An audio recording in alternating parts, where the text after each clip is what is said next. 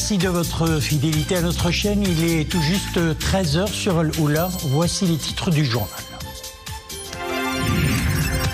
La pluie sera de retour demain, annonce la direction de la météorologie nationale. Elle touchera plusieurs régions du pays. Focus sur Khnefra. Sur Khnefra, les dernières pluies ont eu un impact positif sur les cultures céréalières, maraîchères, fruitières, mais également sur le couvert végétal de la région. L'espoir d'une meilleure campagne agricole se dessine. Le projet s'inscrit dans le cadre des activités de l'agence Beit Mal Quds, initiée sous la supervision de Sa Majesté le roi Mohammed VI. La Maison du Maroc est aujourd'hui un centre culturel qui abrite un musée des arts marocains et bien d'autres espaces. Nous verrons cela dans notre reportage réalisé à Al-Quds. Yalla Vamos 2030, c'est le slogan de la candidature conjointe Maroc-Portugal-Espagne pour la Coupe du Monde 2030. Il a été dévoilé hier à Lispol lors d'un événement marqué par la présence des présidents ou représentants des 3 fédérations de football. La liste des ambassadeurs du Mondial 2030 a été également dévoilée. Sur les 11 nommés, 4 sont marocains. Agriculture pour entamer l'édition à Khnefra, l'impact des pluies qui ont donc arrosé la semaine dernière la région a eu un effet bénéfique sur l'agriculture. Les hommes de la terre s'en réjouissent. Voyons cela dans ce reportage réalisé par Ahmed Fadeli, Hayat Fakhri et Oumaima Rabli. De la verdure à perte de vue, nous sommes à Khnefra. Ce champ agricole n'avait pas déroulé un tapis aussi vert depuis quelque temps déjà. Une aubaine pour les agriculteurs. L'effet bénéfique de la pluie se fait déjà ressentir.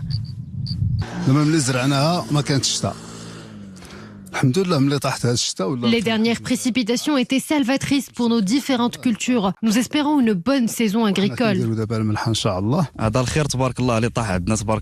Il était temps. Comme vous voyez, la végétation est abondante. Ici, les hommes de la terre vivent principalement de la culture particulièrement vivière. Elle dépend essentiellement des précipitations et comme la région a été bien arrosée, l'optimisme est permis. Plus de 29 mm de pluie ont été relevés la semaine passée. Cela nous a permis de réduire notre consommation en eau d'irrigation. Ces pluies ont permis aux barrages d'enregistrer une légère hausse de leur taux de remplissage. Désormais, les retenues de barrages destinées à des fins agricoles s'élèvent à plus de 3 milliards de mètres cubes. La pluie sera donc de retour dès demain, comme annoncé par la direction de la météorologie nationale. Des précipitations qui intéresseront le nord-ouest, le Rif, le Saïs, c'est les plateaux de phosphate et les hauts et moyen Atlas. La direction de la météorologie nationale annonce des pluies donc à Rabat, Salé, Kenitra, Sidi, Slimane. Sont concernés également Sidi Qassam, Meknes, Fès, Tazal, Araïch, Asela, Tanger, El Husima. Il pleuvra également à El Jadida, Khouribga et Essaouira. Le projet s'inscrit dans le cadre des activités de l'agence Beit Mal Quds, initiée sous la supervision de Sa Majesté le roi Mohammed VI. Située au sud de la mosquée d'Al-Aqsa, la Maison du Maroc est aujourd'hui un centre culturel qui abrite un musée des arts marocains et bien d'autres espaces. Reportage à Al-Quds, Qaïs Mohsin, Rachid Latabi, Youssef Mziani. Le commentaire est signé Maria Aoued.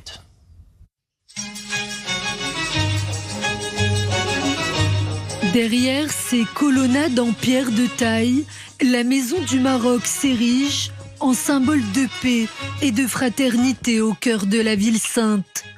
Des fontaines murales ornées de mosaïques en zélige, des imposantes portes, des jarres en cuivre, des costumes traditionnels sont exposés comme une invitation à découvrir la grandeur du patrimoine marocain.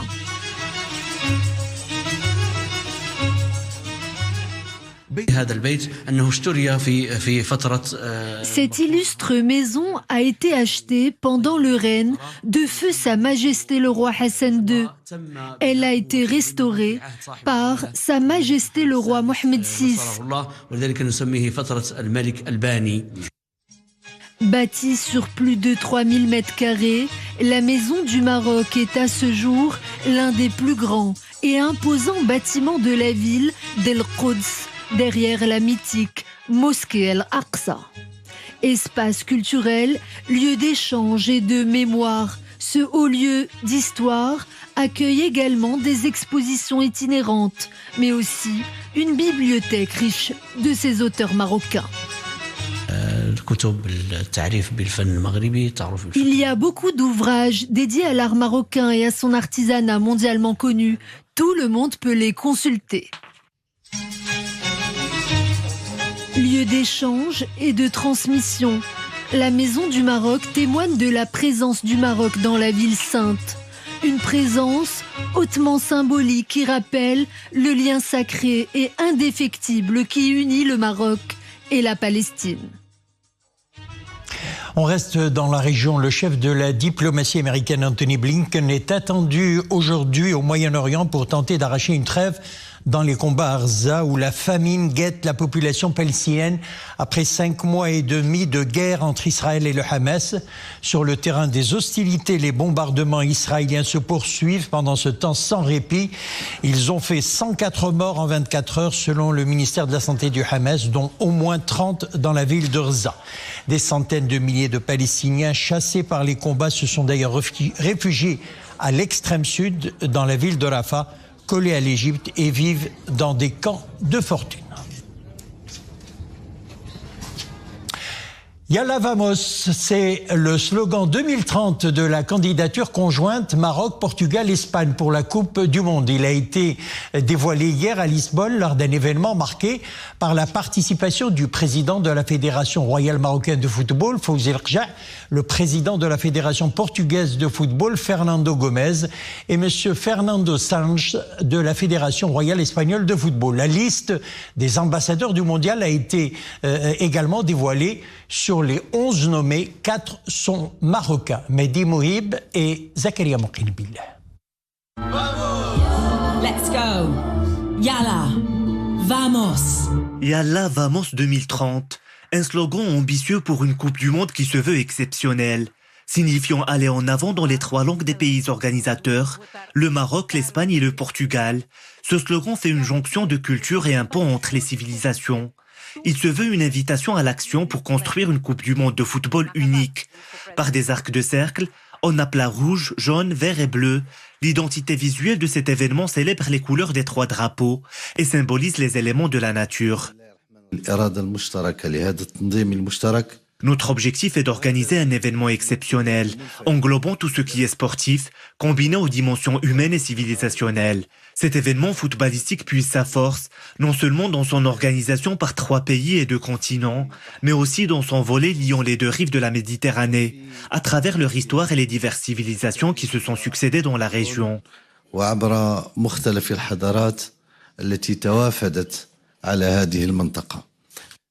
Pour le président de la Fédération royale marocaine de football, les 3 pays disposent de tous les atouts et moyens logistiques pour organiser une compétition internationale dans les meilleures conditions.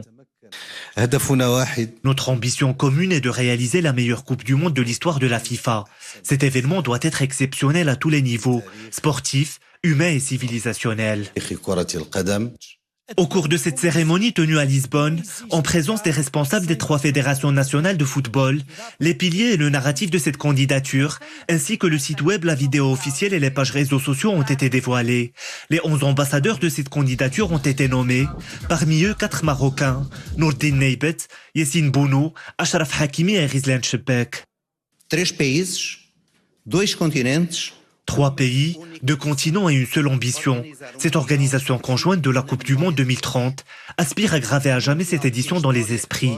La Coupe du Monde 2030 marquera l'histoire non seulement comme la meilleure de tous les temps, mais aussi en mettant en place de nouveaux standards pour l'avenir du football.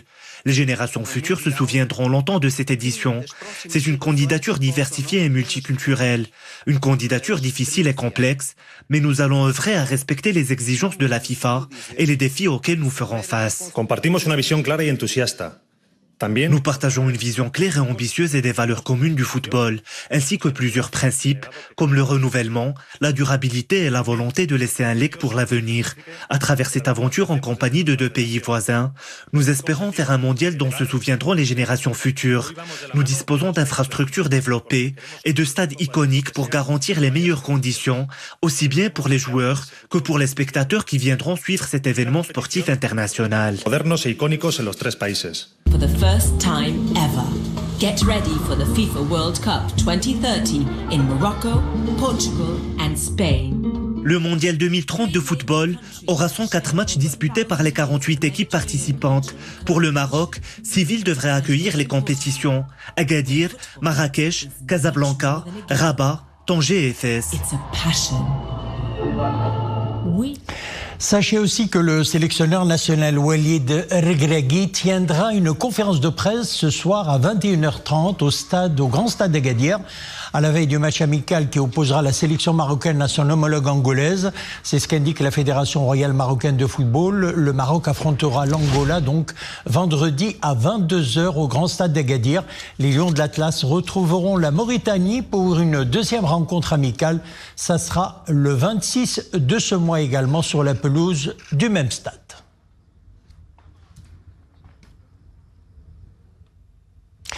Tanger, désigné par l'UNESCO ville hôte mondiale de la Journée internationale du jazz 2024, une première en Afrique. L'événement sera célébré le 30 avril prochain dans plus de 190 pays. C'est ce qu'indique le ministère de la Jeunesse, de la Culture et de la Communication. La directrice générale de l'UNESCO, Audrey Azoulay, et l'ambassadeur de bonne volonté de l'UNESCO, Herbie Hancock, ont le plaisir d'annoncer que Tanger accueillera le concert mondial organisé à cette occasion. Et Tanger sera la ville chef de file des festivités. Le grand concert mondial sera organisé au Palais des Arts et de la Culture, nouvel emblème architectural de la ville.